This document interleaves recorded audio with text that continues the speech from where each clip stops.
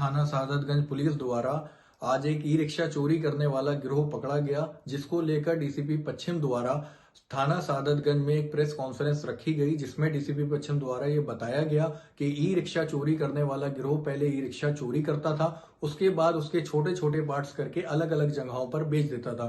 देखिए हमारे संवाददाता सनी अब्बास की खास रिपोर्ट। क्या कुछ मामला है और इसमें कितने लोगों की अरेस्ट हुई है? पिछले कुछ महीनों से इधर पश्चिमी क्षेत्र में विशेष रूप से बाजार खाला, काकोरी और चौक और सादतगंज, इसमें ई रिक्शा चोरी की कई जो है वो शिकायतें आ रही थी। और इस क्रम में मेरे द्वारा एक टीम जिसमें एसीपी बाजार खाला और इंस्पेक्टर सादतगंज थे और इनके साथ और भी इनके सिपाही और सदस्य उनको गठित किया गया और उनको ये टास्क दिया गया था कि वो जो ई रिक्शा चोरी हो रहा है, इसी क्रम में इनके द्वारा लगातार प्रयास करके सुरागसी करके सर्विलांस का मदद लेके और सीसीटीवी का जो लगे हुए हैं उनकी मदद से जो है वो कुछ लोग पकड़े गए और जिनके पास से जो करीब 10 ई रिक्शा बरामद हुए और 11 ई रिक्शा के जो सामान थे जिसको ये काटने के लिए ले जा रहे थे, उसके कटे हुए सामान बरामद हुए। 2 चोरी का मोबाइल भी बरामद हुआ और इनके पास 2 बड़ा बैटरा और 4 कई सारी बैटरियाँ और बहुत सारे सामान बरामद हुए जो मोस्टली ई रिक्शा से के चोरी से ही संबंधित रहता है। और इसमें जो इनका गैंग लीडर वो सूफियान नाम का एक व्यक्ति है और जो थाना सादतगंज का सीटर भी है और उसके साथ 3 अन्य लोग, टोटल 4 लोग गिरफ्तार किए गए। और जो सामान बरामद हुआ है, जैसा कि आपको जानकारी है, करीब एक ई रिक्शा 1.5 लाख के आसपास करीब आता है, 15-20 लाख रुपए का ये सारा सामान बरामद हुआ है। ये एक अच्छा गुडवर्क सादतगंज पुलिस ने किया है और उसके लिए इनको इस पूरी टीम को जो है वो 10,000 रुपये का इनाम है।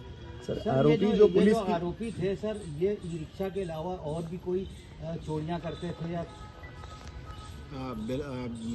इसमें जो इनका गैंग लीडर सूफियान है वो मूलतः लूट और चोरी का ही कार्य करता है और वो बड़ा अपराधी है। उसके ऊपर कई मुकदमे भी हैं और इसमें 2 चोरी के मोबाइल भी बरामद हुए हैं। तो ये सभी तरीके की चोरियां करते थे, लेकिन इनका स्पेशलाइजेशन जो था वो ई रिक्शा का था, क्योंकि ई रिक्शा लोग आमतौर से गरीबों का होता है, वो जल्दी मुकदमा नहीं लिखाते हैं या परेशान रहते हैं, तो इन सब इसका वो फ़ायदा उठाता था और बहुत जल्दी ही उनको काट कर वो बाहर बेच देता था, जिससे कि पता नहीं चलता था कि वो ई रिक्शा कहाँ गया और कभी मिलता नहीं। कितने मुकदमे हैं और थानों में बताया जा रहा है कि कई और थानों में भी इससे रिलेटेड जो इसका मेन आरोपी है उसके ऊपर कई मुकदमे हैं और अलग अलग जगहों पे चोरी की है, तो क्या मामला हैं वहाँ? इसमें जो अभी हमारी पास जो बरामदगी हुई है, इसमें 4 मुकदमे तो सीधे दूसरे थानों के मोहनलालगंज, काकोरी और अन्य थानों के हैं जहाँ ई रिक्शे के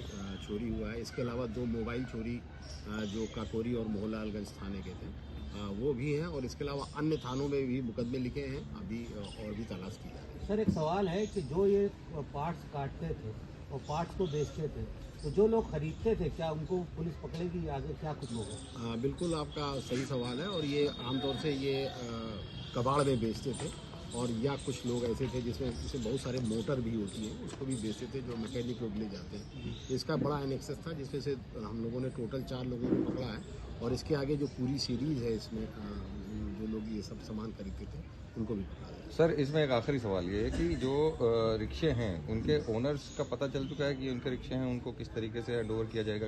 हाँ जी, इसमें 4 के तो मुकदमे ही लिखे और बाकी अन्य को भी जो है वो तलाश किया जा रहा है, क्योंकि इनको मुलजिम को जेल भेजना आवश्यक था। इस वजह से अन्य भी जानकारी नहीं प्राप्त की जा सकी है, लेकिन इन रिक्शों के जो नंबर हैं उनके आधार पर। ठीक सर, इनके गिरोह में क्या कुछ ऐसे लोग और भी हैं शामिल जिनको पुलिस अभी तलाश कर रही है? हाँ बिल्कुल, इसमें और लोग हैं जिनका नाम लेना यहाँ उचित नहीं है। ठीक सर।